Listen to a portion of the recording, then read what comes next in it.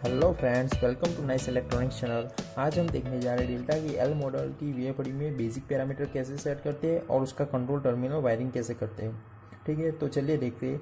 सबसे पहले 200 frequency command, मतलब आपको ड्राइव की स्पीड कम ज़्यादा कहाँ से करनी, ये पोटेंशियोमीटर से करनी या ऐसा कोई एक्सटर्नल पोटेंशियोमीटर लगा है उससे करनी है या ये अप डाउन की से करनी है, तो उसके लिए आपको पैरामीटर नंबर 200 में जाना पड़ेगा। इसमें अभी 0 है, मतलब ये अप डाउन की से होगी आपकी, अभी आपकी स्पीड कम ज़्यादा। इसमें आप 1 करोगे तो वो टर्मिनल पर आ जाएगा 0 to 10 वोल्ट, मतलब यहाँ पर नीचे कोई ऐसा एक्सटर्नल पोटेंशियोमीटर लगाए तो उससे आपकी स्पीड कम ज़्यादा होगी। और उसके लिए कनेक्शन आपको 10 वोल्ट AVI और GND में करना है। ठीक है, और जो AVI वाला पिन है वो आपका पोर्ट का सेंट्रल वाला पिन रहेगा। ठीक है, अभी इसमें 2 करोगे तो क्या होगा, टर्मिनल पर 4 to 20 मिली एम्पियर पर आ जाएगा। मतलब आपका कोई एनालॉग करंट इनपुट है तो उसे आपको आपकी ड्राइव की स्पीड कम ज़्यादा करनी है, तो उसके लिए आपको इसमें 2 करना पड़ेगा। ठीक है, 4 to 20 मिली एम्पियर से आपकी स्पीड कम ज़्यादा होगी। जैसे वो करंट वेरी होगा वैसे ही आपकी स्पीड कम ज़्यादा होगी। और उसके लिए आपको एक ये ध्यान रखना है कि ये जो स्विच है इसको नीचे की तरफ आपको प्रेस करना पड़ेगा। ठीक है, नीचे आई की तरफ रखना है। ठीक है, अभी नेक्स्ट इसमें 3 करोगे तो क्या होगा, पोटेंशियोमीटर ऑन कीपैड, मतलब ये जो पोटेंशियोमीटर से करनी है आपको स्पीड, तो इसमें आपको 3 करना पड़ेगा। ठीक है, और नेक्स्ट डी फॉर RS485, मतलब आपको कोई ऐसा केबल लगाए यहाँ पर RS485 PLC में से आ रहा है उससे आपको करनी है, तो इसमें आपको 4 करना पड़ेगा, D4। ओके,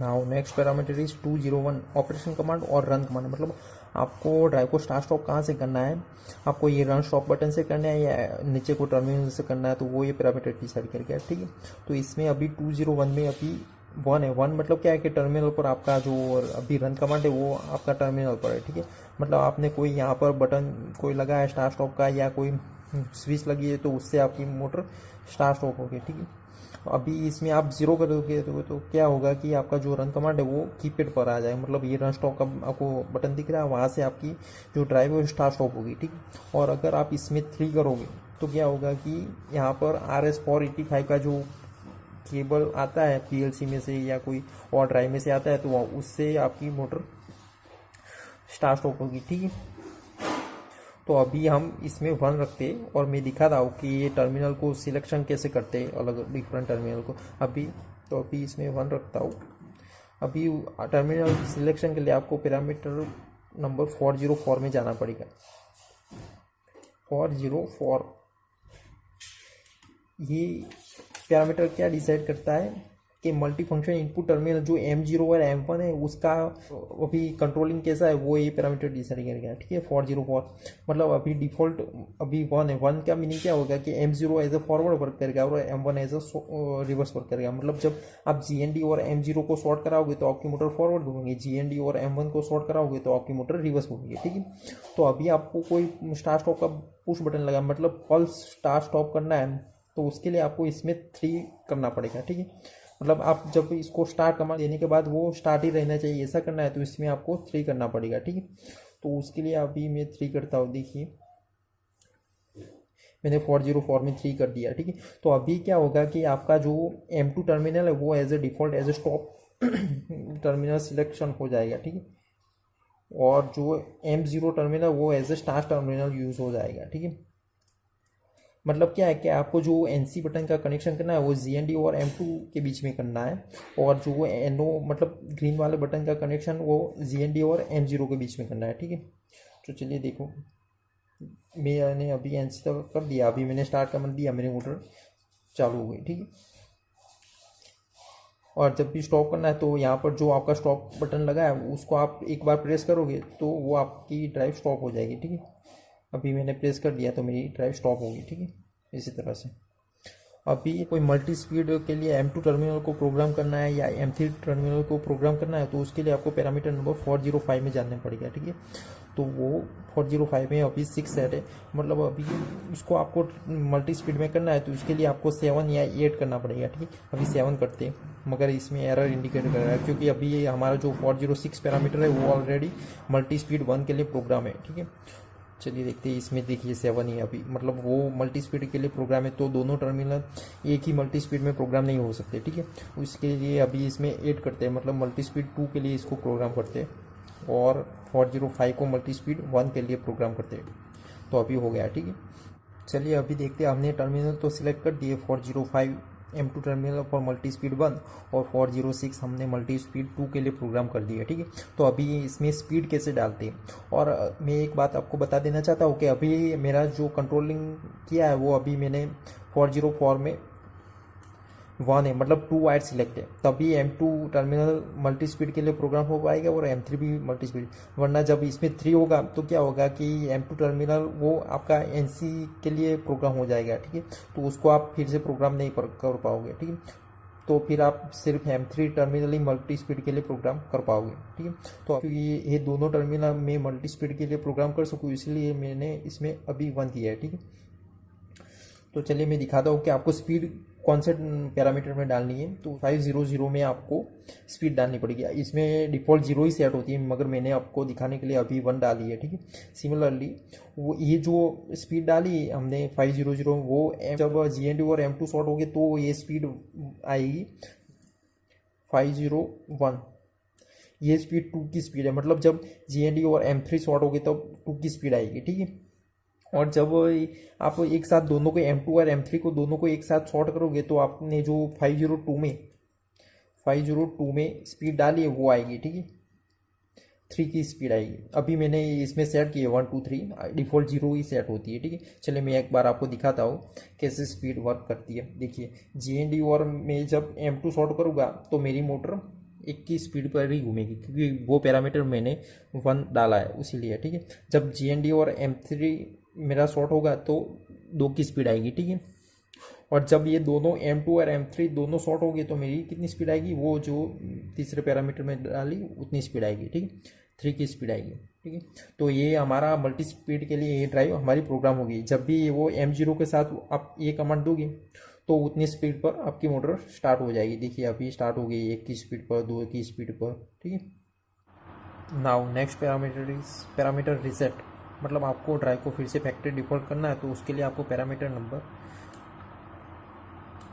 002 में आपको 10 करना पड़ेगा।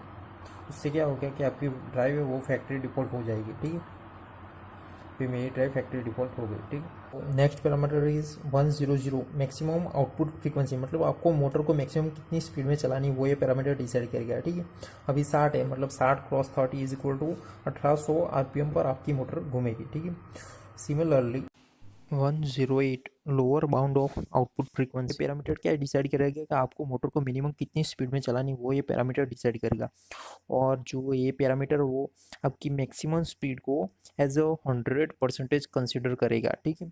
तो अभी आप इसमें लाइक 10 करोगे तो आपकी मैक्सिमम 50 होगी, तो इसमें 5 आपकी मिनिमम स्पीड सेट हो जाएगी। Next parameter is 101।